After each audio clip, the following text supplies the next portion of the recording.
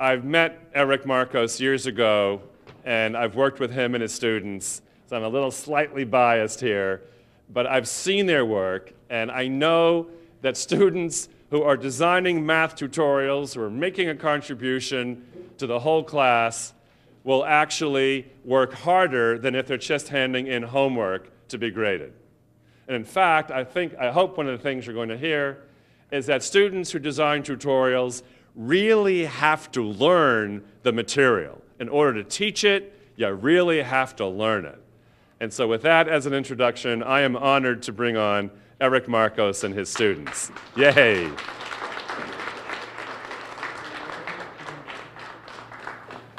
Oh, thank you. Well, thank you very much. Thank you, Alan. And thank you, everybody, who are here and who are out there somewhere. And, of course, Intel and Google and YouTube and Catalyst. So we have some students here, if you can tell. Some of them are former students of mine, and some of them are, well, actually, they're all former students of mine. So if just a quick little introduction, just say your name, and then we'll jump right in. I'm Camilla. My name's Tiana. Hi, I'm Aaliyah. I'm Nova. Andrea. I'm Andrew. Okay, so we're going to let Camilla just start off a little bit here and kick off the presentation, and then some of us will have a few things to say, and then I'll jump in a little bit more, and then we'll have hopefully time, or not hopefully, actually, we'll have time for questions and answering at the end. So whenever you're ready. Yes. So our presentation is called Kids Teaching Kids, Empowering Students Through Screencasting. So before we move on, I just wanted to make sure everyone knows what screencasting is. So screencasting is when you simultaneously record what you're writing with what you're saying, so people watching can get the whole feel, and that's what we're all about. So. Okay, so thanks. Excellent. So this is actually just a little background I want to give you before we get into telling you why we're standing up here and what we're doing. Basically, we're here to talk about, as Camilla just said, screencasting. We have students. I'm a math teacher, and we have students that create little videos, little math tutorials.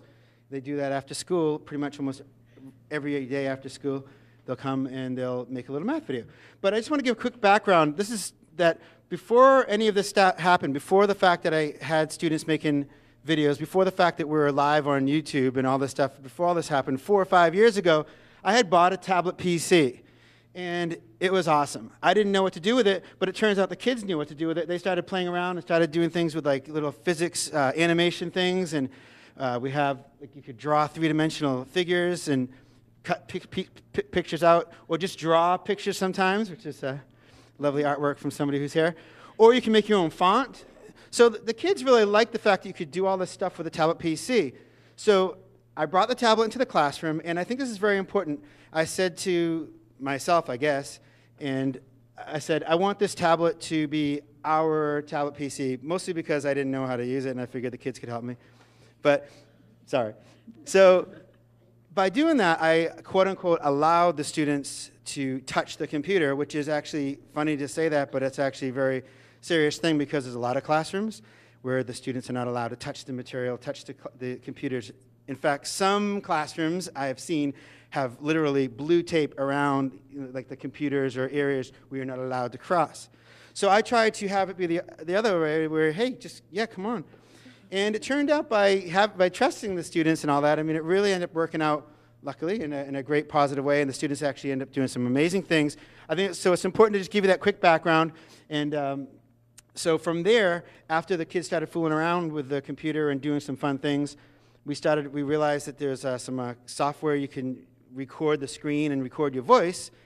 And so one day, this girl over here, Tiana, had a question, and it was like late at night or something, and I happened to check my email. And it was like, how do I do a math problem? And so I had just discovered this thing called like Camtasia Studio, and so I said, oh, let me try to show you quickly.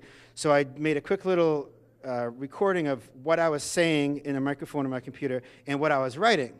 You know, like add 3, divide this, da da da da da. And then I hit stop on the little program, and then I hit another button that made a video file, and I emailed it up to her. And within a matter of like a half hour or so, Tiana was able to watch the video and then send another message back saying, oh my gosh, that was great. Thank you, I understand it. I don't know if she said it was great, though, by the way. But I understand the problem. Thanks, Eric. And so can you send me another one? I have another question. And so then the next day in school, all the kids, heard about it, and so other kids wanted to have a video made for them, basically. And so all of a sudden we're making more videos until one day, this girl over here, Camilla, says, can I make a video? So I was like, whoa, okay, sure. So Camilla goes up to the computer. I didn't know what I was doing. We didn't know what we were doing. And she just decided to make some proportion video. And without any, I'd love to take credit for, really like giving her all these great advice and all that stuff. And I will gladly take it if anyone wants to offer it to me, but unfortunately I can't.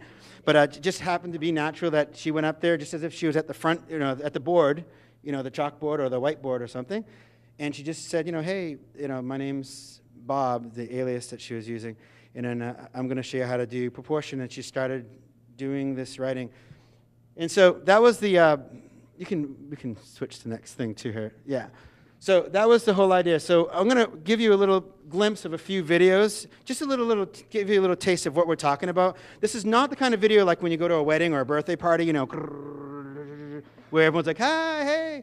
We're talking like it's only recording just the screen of your computer, and it's recording your voice. So that's just so you understand what's happening there. And also, if you don't mind, we'd like to just play a little snippet. And we'll step aside from the screen when it plays. So we're going to play a little snippet of a video that was done actually by these two kids right here. And just so you know, it's totally unscripted. So again, I can't take credit. I'd love to. But they just went up to the computer about 3 or 4 years ago and decided they wanted to talk about rounding a decimal. And this is part 2 of it. No script, just as if you're at the front, and they, and that's what it looks like right there. So.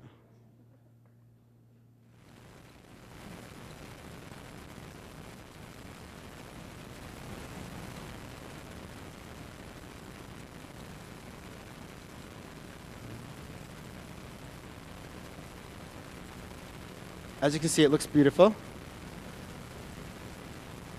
And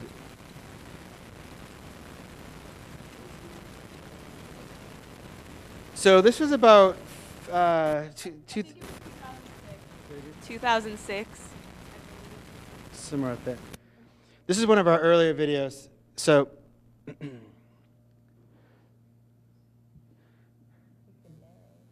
but we'll just go on and all, because we'll eventually get the audio to play for you and all that. So it may be that you're hearing it out there and not here or there or the other way around.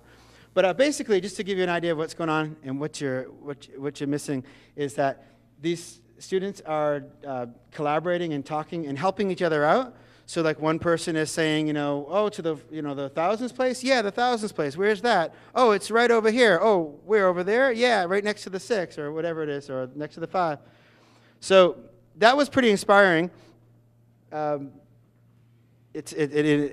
think we'll just move on from that video, I guess, unless we can get some of this sound for you.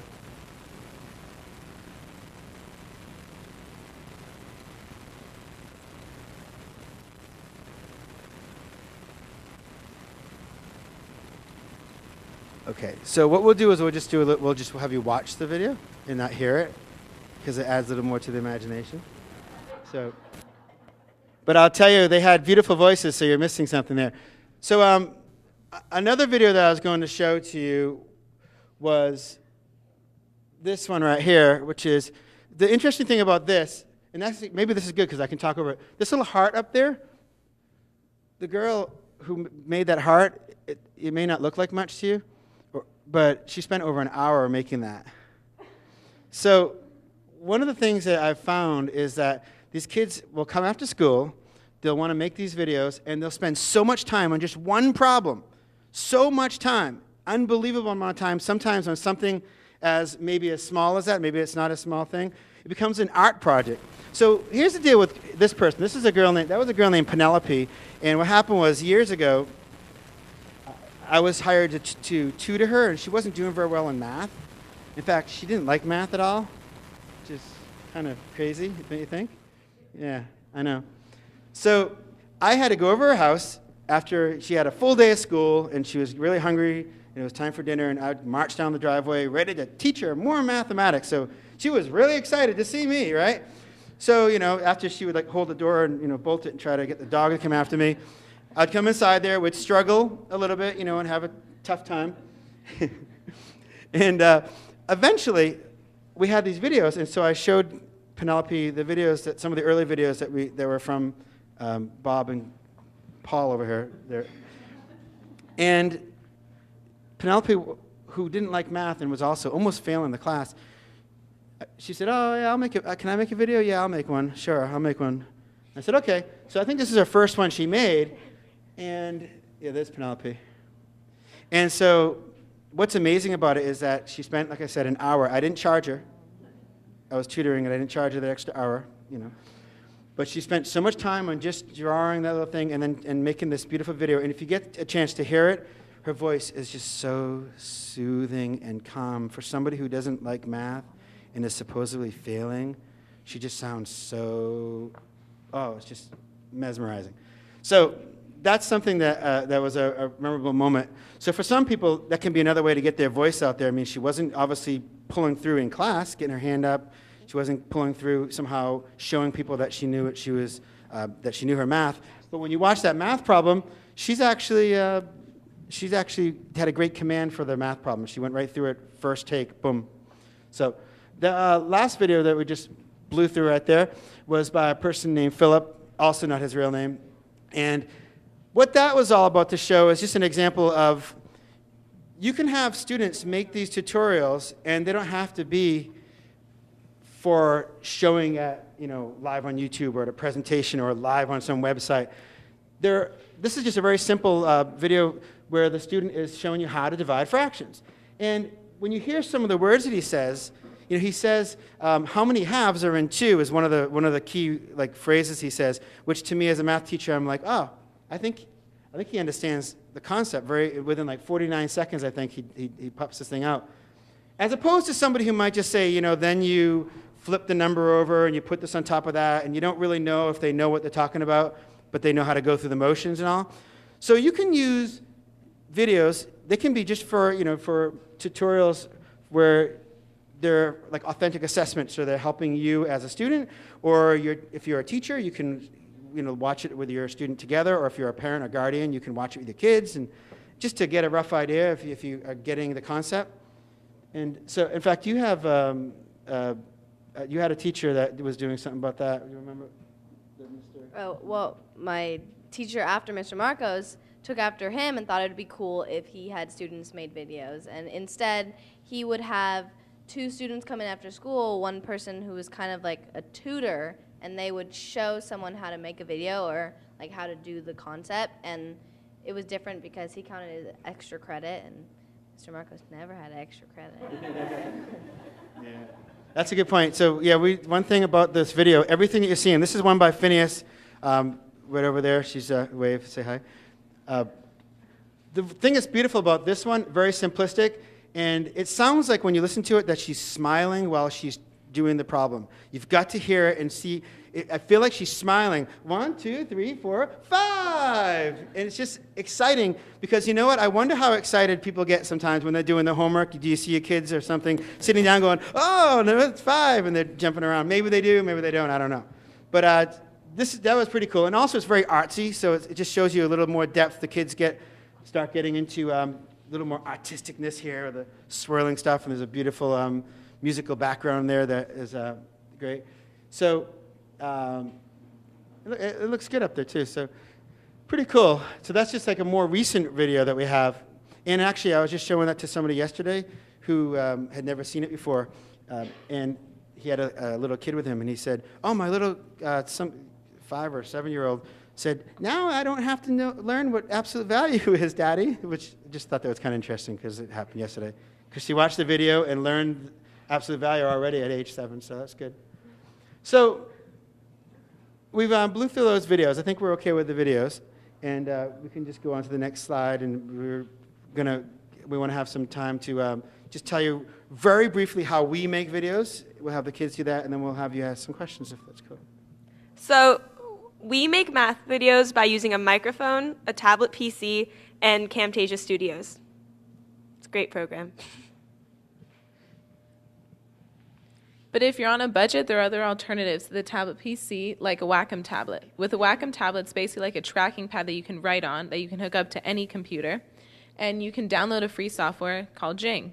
For example, I didn't have Camtasia Studio or a tablet PC, but I had a Wacom tablet, so I plugged in my Wacom tablet, downloaded Jing, and made a video for my friend in Argentina who was confused about a chemistry problem. I emailed it to her, she got it, and she understood the topic.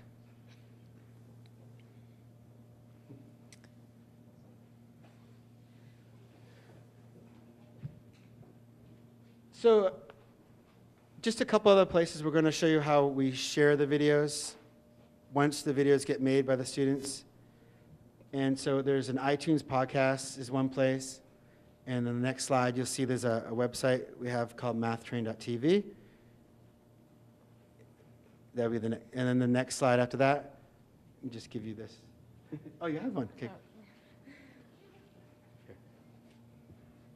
So if you keep pressing on the slide, it says where we share our videos. So, of course, in the classroom as a way to teach. Online at mathtrain.tv. Screencast.com. We have iTunes podcasts. On YouTube. And you can have it on your iPhone, iPad. There's an app coming soon, and on your mobile devices you can get them. So that's cool.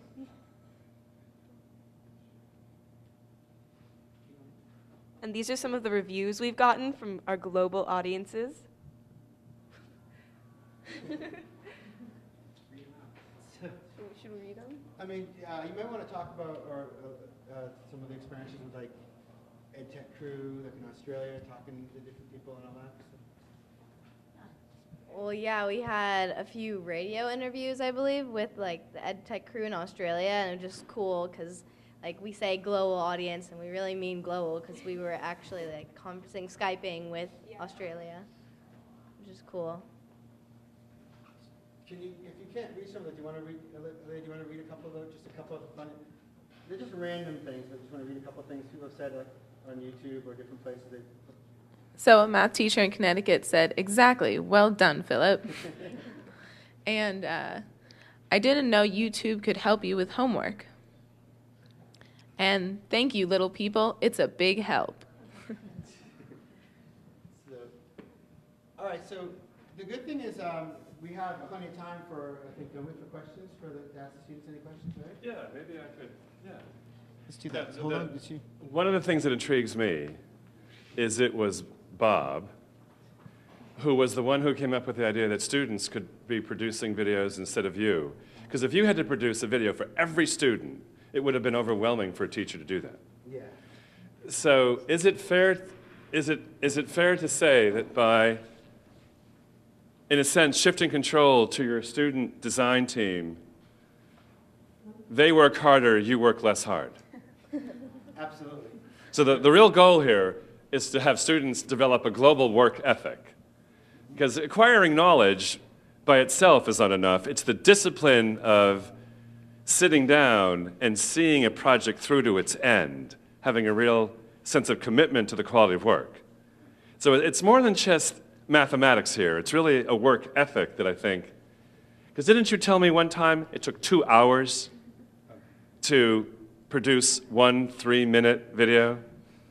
Did it really take 2 hours? Oh, there were many times when I stayed in Mr. Marcos's class till like 6 o'clock, and some days would just not be a good day to make a video, and I would try over and over and over again. And there were definitely times where it took hours. Hours, produce Yeah. 1 3-minute. Yeah. Yeah. I remember there would be times that my mom would be outside and I would call her, just 5 more minutes, please, let me finish my video, and that would happen a few times. Let me get this straight. You're staying to beg in school to do work. Have you sought counseling? Is your mom okay with you? Is your mom here? Hey, Mom, did this really, it's good to have the mom sitting in the audience. So your daughter's calling you on the cell phone, begging to stay in school at 6 o'clock so she can do more mathematics. How do you feel about that? Actually, I feel I contain her a little bit more. Yeah, we're going to get your microphone so people on the web can hear you. I feel that I have to contain her sometimes because she loves to study. I have to put a lid on it sometimes. You have to prevent her from studying. Yes. That's not what I usually hear from parents. Most of what I hear from parents is, my kid gets home, looks at the notes they took in class, can't decipher their own notes, and don't even know what the homework is. It's very different. But I have one really important question for you, Eric.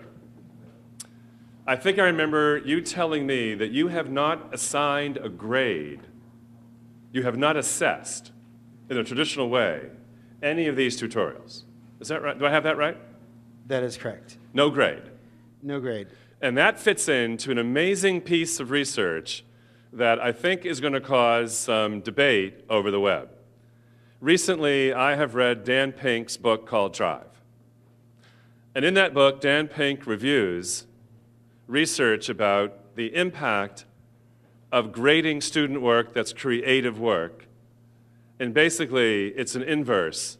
The more we grade students' work that's creative, the less they do, until finally, students say, what do I need to do to get an A? Just tell me what I need to do to get an A, and that's what I'll do.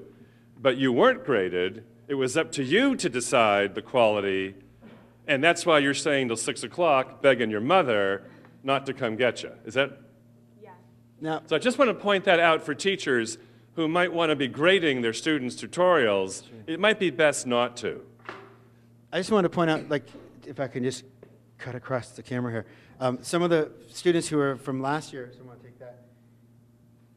If, 4 years later, if you want to just talk, you want to answer, like, because maybe the beginning it was very exciting and all that, but maybe 4 years later now, because they were like the first ones making the videos, but 4 years later, you're still not getting grades and you're still coming back. So obviously there's something there if you want to talk about what maybe do you come back, 4 years later down the road, hundreds and hundreds of videos down the road or whatever.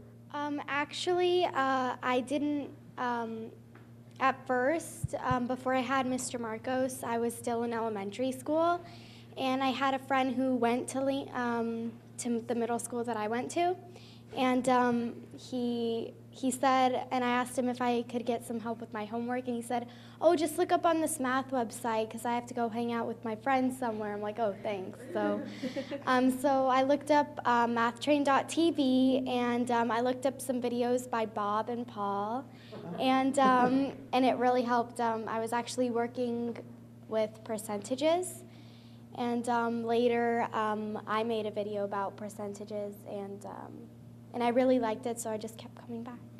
So here's a question I get from teachers who've seen the library of all the tutorials. Once they're all done, does that still give you an opportunity to produce another version of a problem, even though another student 3 years ago produced a video on that problem? Yeah, it does very much, because not everyone uses the same technique and understands the Right. exact technique that this one person is doing. So you might want to try something new, and they might understand it more, something simpler. So even though there's an existing library, there's still plenty of work to do. Yeah, because it's always changing. Fantastic. And I want to point out, and one of your students knows how to design apps, right? You're currently working to move all of these tutorials to an app. I think you're waiting for Apple, as every developer does, to give approval to hit the store. And you just describe the design of your app and what's coming, because there may be people listening who in about a week from now can go to the App Store and download your app connected to all this content. Sure. So when we first started making the app, it looked pretty bad because I just started out with iPhone development. I started when I was, I think, 10. And it was okay, but it really was only a web browser kind of looking thing. And then I implemented it allows you to see the podcast episodes quickly and easily. You just click on a few buttons and you can watch a math tutorial about fractions.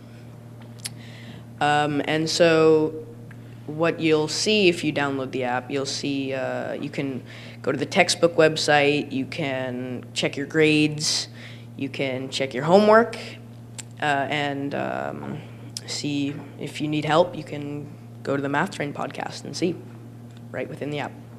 So you're the only app designer in the class right now? I think so, unless one of them is secret. And how did you learn app design? Where did you go? I just used the internet. I didn't, no classes. Just No classes? Nope. No. You mean I didn't teach you that? Nope. How old were you when you started learning app design? I think 10. I think. I have a dream. Well, one day, every teacher is going to have a group of students designing apps for them. We're going to see this amazing consulting crew of young people helping the big people organize a whole bunch of content on smartphones and iPads and things like that. So you're at the beginning of an amazing pioneering effort. Congratulations. Thank you. Yay. Yay. In fact, because there may be some other 10-year-olds watching this, do you want to give any hot tips on how to learn to design apps? Let's see. Well, earlier you told me about iTunes U. There's a couple of courses, U? right? There is. iTunes U? Stanford, I believe, has some videos. I think they actually took them down, though. So it was kind of helpful. But Google is your friend in that sense. You can just search iPhone development tutorials, and you'll find tons of websites on how to do anything, really. So you didn't need guidance, you didn't need a letter grade, you didn't need homework, you Nope. didn't need classwork. You just decided to learn a relatively sophisticated yet available in terms of the knowledge so that you could add value to the world. Yes. And one of the things that Dan Pink describes in Drive is that purpose is maybe one of the most powerful motivators for people in any organization to do work. Purpose. And I think if I could sum up maybe why you spend 2 hours and why you begged your mother not to pick you up and why you're able to add to the library of existing tutorials and why you design apps, and you have to correct me if I'm wrong, is that you had a higher purpose in getting a grade. You were actually adding value to the world. Is that a reasonable conclusion on my part? Purpose? So one of the challenges for teachers is how much purpose is embedded in the work we give students. How much purpose is embedded in homework, in classwork, papers we ask students to write. And I'd like to think that one of the themes today, as you'll see story after story, is that students who believe that there is an important value of purpose in the reason why they're doing the work are more focused and more disciplined about getting that work done, and in the end, more creative. I don't know, Eric, do you want to add anything to that conclusion? Well, we haven't heard from Nova. She's one of the recent ones, too. Did you want to add anything to why you would come after school on your own time and make a video and when you could be out doing something? Well, I have ballet every day after school, and last year I would be asking all the time, can I stay just a little bit longer and then I can go to ballet? I have my ballet bag with me, so like every day I would try to make a video, but it would always take forever. So your ballet teacher is probably mad at your math teacher Yeah. for causing you to delay. On that note, it'll be a great place to end. Thanks, guys. Thank you. You're an inspiration. Yay. All good.